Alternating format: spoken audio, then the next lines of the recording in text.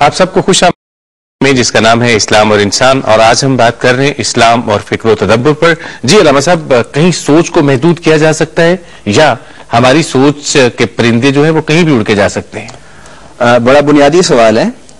عقل کا معنی ہوتا ہے رسی، اور عقل اور تعقل کا معنی ہوتا ہے کہ انسان کے دماغ کو اللہ کے وحی کے ساتھ باندھ دیا جائے۔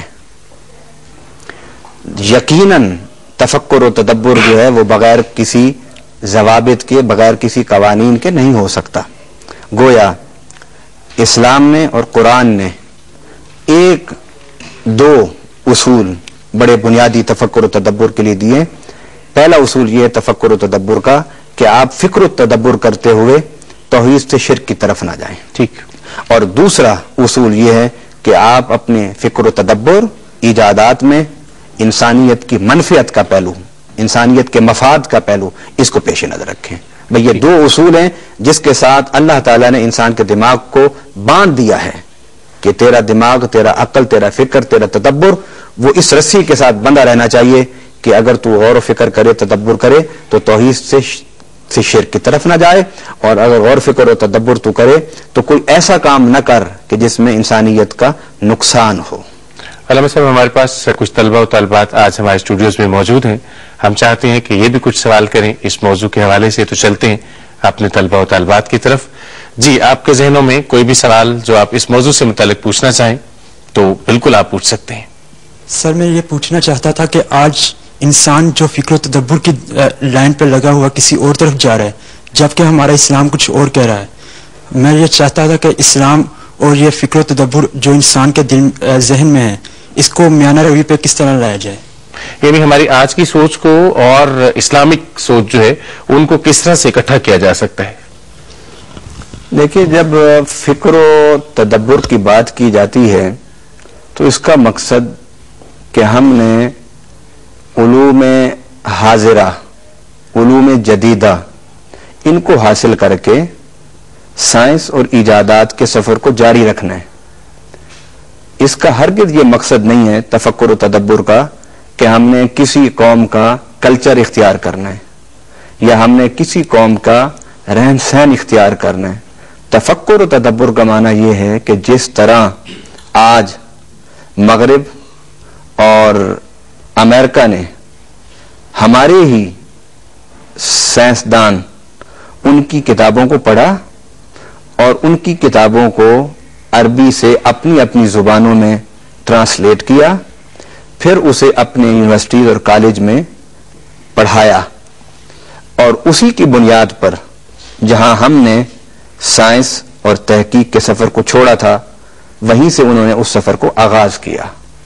فکر و تدبر کا معنی یہ ہے، یہ جدت پسندی جسے ہم کہتے ہیں کہ ماڈرن ہونا، جدت پسندی اختیار کرنا، اس کا مقصد ہرگز یہ نہیں کہ ہم کسی کے رہن سہن یا کسی کی تہذیب یا کسی کا تمدن اختیار کریں۔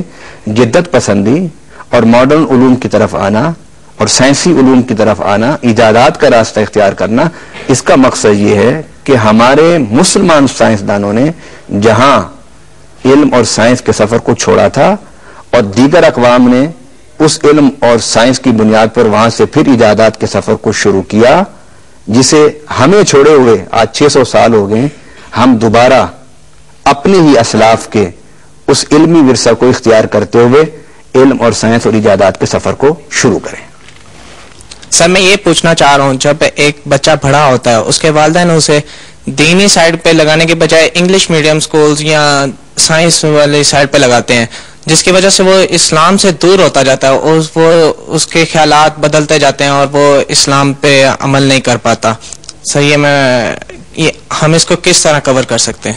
آپ یہ چاہتے ہیں کہ سائنس اور جو ہمارا دین ہے اس کو ہم آہنگی کیسے دی جا سکتی ہے؟ Yes, sir. اکٹھا ان کو کیسے کیا جا سکتا Yes, ہے؟ sir. جی علامہ صاحب، یہ جو ہماری جو نیو جنریشن ہے اس کی تقسیم پر آپ نے بات کی ہے کہ ایک ہی گھر کا ایک بچہ جب مدرسہ میں جاتا ہے تو اس کا ذہن کسی اور سانچے میں ڈیولپ ہوتا ہے، اور اسی گھر کا بچہ، اسی کا بھائی جب جدید مدارس میں یعنی سکول کالج میں جاتا ہے تو اس کا ذہن کسی اور انداز سے ڈیولپ ہوتا ہے۔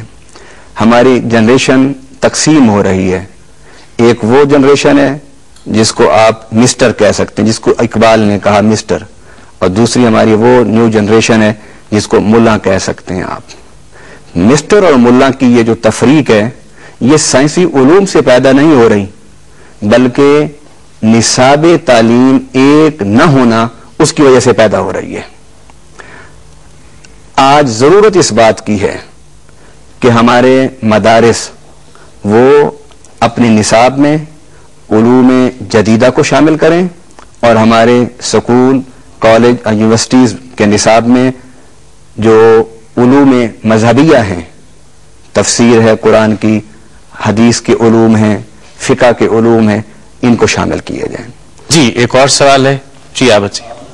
میرا سوال یہ ہے کہ آج کل جو ہمارے معاشرے میں ہو رہا ہے کہ مردوں نے عورتوں کی مشابہت اختیار کر لی ہے اور عورتوں نے مردوں کی، لیکن ہمارا اسلام ہمیں یہ اجازت تو نہیں دیتا. لیکن اس کے بارے میں کیا ہمارا معاشرہ اس طرف کیوں جا رہا ہے؟ اس سے ہمارا اسلام کمزور ہو رہا ہے.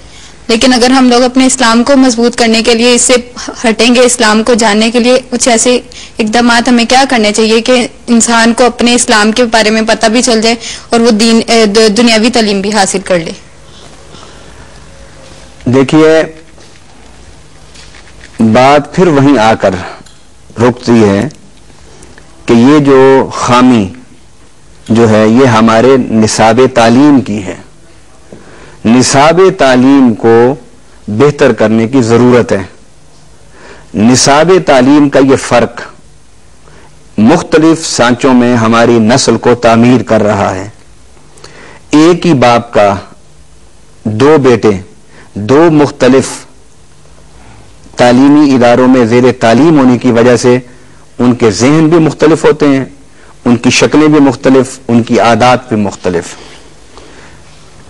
میں پھر یہ کہوں گا کہ علوم جدید وہ نہ گناہ کی دعوت دیتے ہیں، نہ وہ غلط راستے پر ڈالتے ہیں، اور نہ ہی وہ انسان کی شخصیت کو بگاڑتے ہیں. آپ یہ کہہ سکتے ہیں کہ آج اس دور میں ہماری جو نسل ہے وہ مختلف فکری سانچوں میں اور مختلف اشکال میں، مختلف عادات اور اطوار میں تقسیم کیوں ہوتی جا رہی ہے. اس کی وجہ ایک ہی ہے کہ ہمارے مدارس کو سکول بننا چاہیے اور ہمارے سکولوں کو مدرسہ بننا چاہیے. یعنی ہمارے مدارس میں جو علوم جدید ہیں، اور وہ علوم جدید ہمارے درس نظامی میں بھی موجود ہیں، لیکن وہ علوم جدید جو آج